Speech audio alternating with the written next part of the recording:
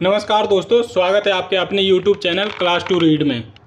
दोस्तों, आज के इस वीडियो में हम पढ़ने जा रहे हैं राष्ट्रपति से संबंधित जो भी प्रीवियस ईयर के एग्ज़ाम में प्रश्न उत्तर बने हैं वो सभी आज हम इस वीडियो के माध्यम से पढ़ेंगे। तो चलिए शुरू करते हैं। राष्ट्रपति, तो सबसे पहला प्रश्न उत्तर है जो राष्ट्रपति से संबंधित है वह है, निम्नलिखित में से कौन भारतीय गणतंत्र का प्रमुख है? तो भारतीय गणतंत्र का जो प्रमुख है वह है भारत के राष्ट्रपति। सही आंसर हो जाएगा भारत के राष्ट्रपति भारतीय गणतंत्र के प्रमुख हैं। नेक्स्ट है, भारत के राष्ट्रपति अपने शक्तियों का प्रयोग करते हैं। तो भारत के राष्ट्रपति अपनी शक्तियों का प्रयोग करते हैं सीधे अथवा अपने अधीनस्थ अधिकारियों के द्वारा। अगला है, भारत का कार्यपालिका अध्यक्ष कौन होता है? तो कार्यपालिका अध्यक्ष अर्थात एग्जीक्यूटिव हेड जो कि भारत के राष्ट्रपति होते हैं। सही आंसर हो जाएगा राष्ट्रपति जो कि कार्यपालिका अध्यक्ष होते हैं। अगला प्रश्न है, संविधान के निम्नलिखित अनुच्छेदों में से किस एक के अंतर्गत संघ की कार्यपालिका शक्तियां राष्ट्रपति में निहित है? तो संघ की कार्यपालिका शक्तियां जो राष्ट्रपति में निहित है वह है अनुच्छेद 53 के तहत। अगला प्रश्न है, भारतीय संविधान में समस्त कार्यपालिका शक्तियां निहित है। तो भारतीय संविधान की समस्त कार्यपालिका शक्तियां निहित है भारत के राष्ट्रपति में। सही आंसर हो जाएगा राष्ट्रपति। अगला प्रश्न है, वह राष्ट्र का प्रतिनिधित्व करता है परंतु राष्ट्र का नेतृत्व नहीं करता है। यह उक्ति निम्न में से किस पर लागू होती है? तो यह कथन जो लागू होता है वह होता है राष्ट्रपति के ऊपर, क्योंकि औपचारिक रूप पर भारत के राष्ट्रपति मुखिया होते हैं लेकिन वास्तविक जो संचालन होते हैं प्रशासन का वह भारत के प्रधानमंत्री द्वारा किया जाता है।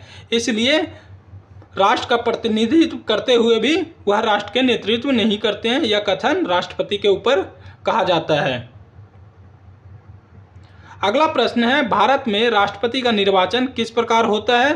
तो भारत में जो राष्ट्रपति का निर्वाचन नियम है वह होता है अप्रत्यक्ष मतदान द्वारा। सही आंसर हो जाएगा अप्रत्यक्ष मतदान से। नेक्स्ट है, राष्ट्रपति के निर्वाचन मंडल के सदस्य होते हैं। पहला, संसद के दोनों सदनों के निर्वाचित सदस्य।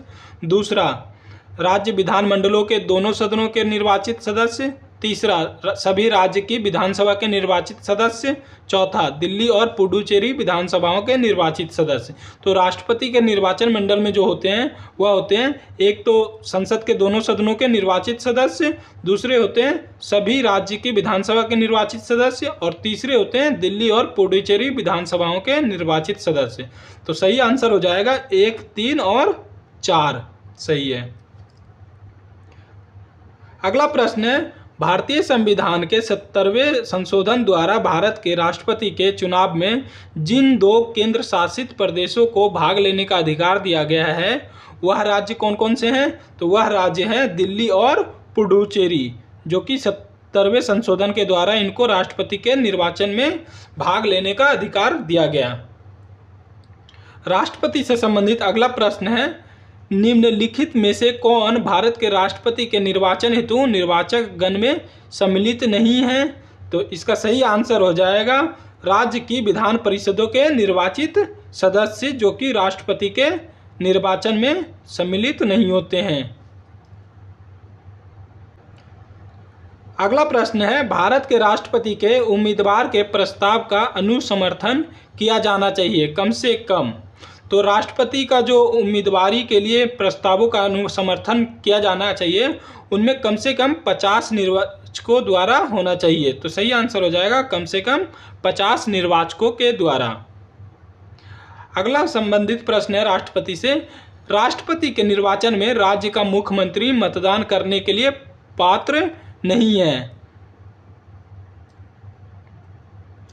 पात्र नहीं होता है यदि वह राज्य विधानमंडल में निम्न सदन का सदस्य हो, वह राज्य विधानमंडल में उच्च सदन का सदस्य हो, उसे राज्य विधानमंडल के निचले सदन में अपना बहुमत सिद्ध करना हो, या वह स्वयं प्रत्याशी हो। तो मुख्यमंत्री जो राष्ट्रपति के निर्वाचन में मतदान करने के लिए पात्र नहीं होंगे, तो उसका कारण है वह राज्य विधानमंडल में उच्च सदन का सदस्य होना। तो सही आंसर हो जाएगा, जब वह राज्य विधानमंडल के उच्च सदन के सदस्य होंगे तो वह राष्ट्रपति के निर्वाचन में भाग नहीं ले सकते हैं। अगला प्रश्न है, राष्ट्रपति के उम्मीदवार के लिए क्या आवश्यक नहीं है। तो सबसे पहले देखते हैं राष्ट्रपति के उम्मीदवारी के लिए क्या क्या योग्य होना चाहिए। तो सबसे पहले वह 35 वर्ष के पूर्ण आयु कर चुके हों। दूसरे, संसद द्वारा चुने जाने की योग्यता रखते हों और वह देश के नागरिक हों। तो इसके प्रश्न के अनुसार वह पूछ रहा है क्या आवश्यक नहीं है, तो वह है पढ़ा लिखा होना। अगला प्रश्न है, अगर भारत के राष्ट्रपति के चुनाव में कोई विवाद है तो उस विवाद को सौंपा जा सकता है। तो राष्ट्रपति के चुनाव से संबंधित जो भी विवाद उत्पन्न होते हैं उसे भारत के सर्वोच्च न्यायालय द्वारा सुलझाया जाता है। तो सही आंसर है, भारत के सर्वोच्च न्यायालय को राष्ट्रपति से संबंधित विवाद को सौंपा जाता है। अगला प्रश्न है, भारत के राष्ट्रपति अपना त्यागपत्र किसको संबोधित करके देते हैं। तो राष्ट्रपति अपना त्यागपत्र देते हैं भारत के उपराष्ट्रपति को। नेक्स्ट है, भारत के राष्ट्रपति को उसके पद से हटाया जा सकता है। ए, भारत के प्रधानमंत्री द्वारा, बी, लोकसभा के द्वारा, सी, भारत के मुख्य न्यायाधीश द्वारा, डी, संसद द्वारा। तो भारत के राष्ट्रपति को जो हटाया जा सकता है वह संसद के द्वारा हटाया जा सकता है महाभियोग प्रक्रिया के तहत। अगला प्रश्न है, भारतीय संविधान के किस अनुच्छेद के तहत राष्ट्रपति पर महाभियोग चलाया जा सकता है। ऑप्शन में है अनुच्छेद 356 के द्वारा, अनुच्छेद 75 के द्वारा, अनुच्छेद 76 के द्वारा, अनुच्छेद 61 के द्वारा। सही आंसर हो जाएगा, भारत के संविधान के अनुच्छेद 61 के द्वारा भारत के राष्ट्रपति पर महाभियोग चलाया जा सकता है। अगला प्रश्न है, राष्ट्रपति पर महाभियोग का आरोप संसद के किस सदन द्वारा लगाया जा सकता है। ए, लोकसभा द्वारा, बी, राज्यसभा द्वारा, संसद के किसी भी सदन द्वारा, डी, उपरोक्त में से कोई नहीं। तो भारत के राष्ट्रपति पर जब महाभियोग की प्रक्रिया चलाया जाता है तो वह संसद के किसी भी सदन में चलाया जा सकता है, अर्थात लोकसभा या राज्यसभा, दोनों में से किसी में भी। तो सही आंसर हो जाएगा संसद के किसी भी सदन द्वारा। अगला प्रश्न है, निम्न में से भारत के राष्ट्रपति पर महाभियोग लगाने का अधिकार किसे है। तो महाभियोग लगाने का अधिकार है संसद के दोनों सदनों को। सही आंसर हो जाएगा, संसद के दोनों सदनों द्वारा राष्ट्रपति पर महाभियोग की प्रक्रिया चलाया जा सकता है। अगला प्रश्न है, भारत के राष्ट्रपति पर महाभियोग चलाने के लिए कम से कम कितने दिन पूर्व सूचना देना आवश्यक है। तो राष्ट्रपति पर जब महाभियोग की प्रक्रिया चलाया जाना होता है तो उससे पहले 14 दिन पूर्व उनको नोटिस दिया जाना जरूरी होता है। तो सही आंसर हो जाएगा 14 दिन। नेक्स्ट है, निम्नलिखित में से कौन सा भारत के राष्ट्रपति के निर्वाचक गण का तो भाग है परंतु उसके महाभियोग अधिकरण का भाग नहीं होता है। तो प्रश्न पूछ रहा है कि भारत के राष्ट्रपति का जब इलेक्शन होता है तो उसमें वह पार्टिसिपेट करते हैं, परंतु जब उनको हटाने के लिए महाभियोग चलाया जाता है तो उसमें वह नहीं होते हैं। तो इसका सही आंसर हो जाएगा राज्य की विधानसभाएं, जो कि भारत के राष्ट्रपति का जब महाभियोग प्रक्रिया चलाया जाता है उसमें यह भाग नहीं लेते हैं। अगला प्रश्न है, भारत के राष्ट्रपति के महाभियोग की प्रक्रिया है। तो भारत के राष्ट्रपति की महाभियोग की प्रक्रिया एक अर्ध न्यायिक प्रक्रिया है। नेक्स्ट है, राष्ट्रपति का रिक्त स्थान भर लिया जाना चाहिए। प्रश्न के अनुसार भारत के राष्ट्रपति का यदि किसी कारणवश रिक्त खाली रहता है तो संविधान के अनुसार उसे 6 महीने के भीतर उनके पद को भर दिया जाना चाहिए। तो आंसर हो जाएगा 6 महीने के भीतर। अगला प्रश्न है, यदि राष्ट्रपति एवं उपराष्ट्रपति का पद खाली है तो भारत के राष्ट्रपति के पद पर कौन होता है।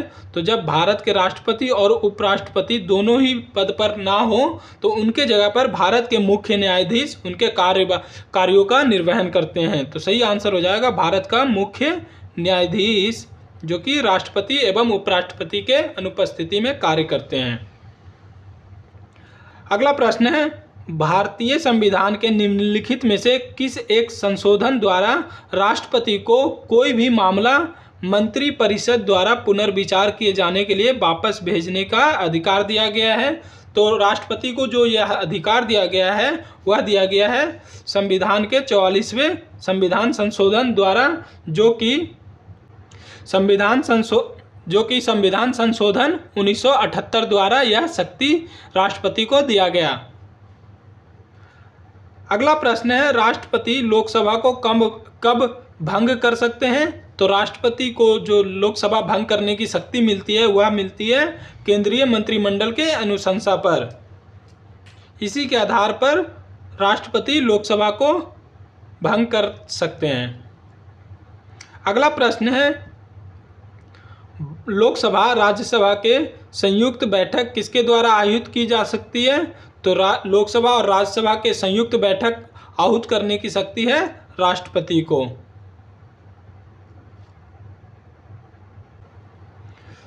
नेक्स्ट है, अनुच्छेद 108 के अंतर्गत लोकसभा और राज्यसभा की संयुक्त बैठक आहूत की जाती है। तो संयुक्त बैठक का जो प्रावधान किया गया है वह तो 108 अनुच्छेद में किया गया है और इस बैठक को बुलाने की पावर है राष्ट्रपति को। सही आंसर हो जाएगा, राष्ट्रपति द्वारा संयुक्त बैठक की कार्यवाही बुलाने का अधिकार है। नेक्स्ट है, एक विधेयक जो संसद में प्रस्तुत किया जाता है कौन सी क्रिया के बाद अधिनियम बन जाता है? तो वह क्रिया है जब राष्ट्रपति अपनी सहमति दे देते हैं। जब कोई भी कानून लोकसभा और राज्यसभा में पास हो जाता है उसके बाद यह सहमति के लिए राष्ट्रपति के पास जाता है और इसी सहमति के बाद कोई भी विधेयक अधिनियम का रूप धारण कर लेता है। अगला प्रश्न है, निम्न में से किस राष्ट्रपति ने एक शक्ति का प्रयोग किया था जिसे संवैधानिक शब्दावली में जेबी निषेधाधिकार कहा जाता है? सही आंसर हो जाएगा ज्ञानी जैल सिंह, जिन्होंने जेबी निषेधाधिकार का प्रयोग किया था। इसका मतलब है पॉकेट वीटो, जो कि इसके अनुसार ज्ञानी जैल सिंह भारतीय डाकघर से संशोधन से संबंधित जो विधेयक आया था वह इन्होंने अपने पॉकेट में लेकर के घूमते रहे, यह कहने का अर्थ है। इसीलिए इस अधिकार को पॉकेट वीटो भी कहा जाता है और इसे सर्वप्रथम प्रयोग किया था ज्ञानी जैल सिंह ने भारतीय डाकघर संशोधन विधेयक के अगेंस्ट में। अगला प्रश्न है, भारतीय संविधान के किस अनुच्छेद के अंतर्गत राष्ट्रपति संसद के दोनों सदनों द्वारा पारित किसी बिल पर अपनी स्वीकृति को रोक सकते हैं? तो यह शक्ति है अनुच्छेद 111 के तहत। अगला प्रश्न है, संविधान के किस अनुच्छेद के तहत भारत के राष्ट्रपति को अध्यादेश जारी करने की शक्ति प्राप्त होती है? तो भारत के राष्ट्रपति को अध्यादेश जारी करने की शक्ति प्राप्त होती है अनुच्छेद 123 के तहत। अगला प्रश्न है, राष्ट्रपति द्वारा जारी एक अध्यादेश संसद के सत्र शुरू होने के बाद कितने समय तक रखा जाना आवश्यक है? तो वह टाइम पीरियड है 6 सप्ताह का। नेक्स्ट है, निम्नलिखित में से राष्ट्रपति किसकी नियुक्ति करता है? पहला है भारत का महान्यायवादी, दूसरा नियंत्रक एवं महालेखा परीक्षक, सी एक राज्यपाल का, डी उपरोक्त में से सभी। तो इन सभी का नियुक्ति भारत के राष्ट्रपति द्वारा किया जाता है। तो सही आंसर हो जाएगा उपरोक्त में सभी। अगला प्रश्न है, निम्न में से भारत का राष्ट्रपति किसकी नियुक्ति नहीं करता है? तो वह आंसर हो जाएगा उपराष्ट्रपति, जिनकी नियुक्ति भारत के राष्ट्रपति द्वारा नहीं किया जाता है। बाकी के प्रधानमंत्री, राज्यपाल, मुख्य और निर्वाचन आयुक्त, ये सभी की नियुक्ति भारत के राष्ट्रपति द्वारा किया जाता है। अगला प्रश्न है, भारतीय संविधान भारत के राष्ट्रपति को अधिकार नहीं देता है। पहला प्रधानमंत्री की नियुक्ति का, दूसरा राज्यों के मुख्यमंत्री की नियुक्ति का, तीसरा, रक्षा बल का सर्वोच्च कमांडर होने का, देश के किसी भी भाग में आपातकालीन स्थिति लागू करने का। इनमें से जो अधिकार नहीं है राष्ट्रपति के पास है वह है राज्यों के मुख्यमंत्री की नियुक्ति का।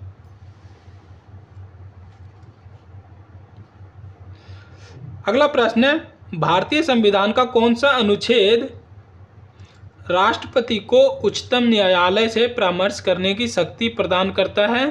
तो भारत के संविधान के अनुसार राष्ट्रपति किसी भी विधि के तहत उच्चतम न्यायालय से जो परामर्श प्राप्त करने की शक्ति मिलती है वह अनुच्छेद है 143 के तहत। अगला प्रश्न है, भारत के राष्ट्रपति की शक्तियों के बारे में निम्नांकित में से कौन एक सही नहीं है? तो यह जो सही नहीं है वह है राष्ट्रपति को सर्वोच्च न्यायालय के परामर्श को स्वीकार करना चाहिए। यह गलत है क्योंकि राष्ट्रपति को यह अधिकार है कि सर्वोच्च न्यायालय द्वारा दिए गए परामर्श को वह मान भी सकते हैं और नहीं भी मान सकते हैं। अगला प्रश्न है, राष्ट्रपति की क्षमा आदि की शक्ति एक है, तो वह शक्ति है न्यायिक शक्ति के तहत क्षमा देने की शक्ति राष्ट्रपति की है। अगला प्रश्न है, निम्नलिखित में से किसी भौगोलिक क्षेत्र को अनुसूचित घोषित करने का संवैधानिक अधिकार किसको दिया गया है? तो यह अधिकार दिया गया है भारत के राष्ट्रपति को। अगला प्रश्न है, भारत के प्रथम राष्ट्रपति डॉक्टर राजेंद्र प्रसाद किस राज्य से थे? तो वह राज्य से संबंधित थे बिहार राज्य से, जो कि भारत के पहले राष्ट्रपति थे।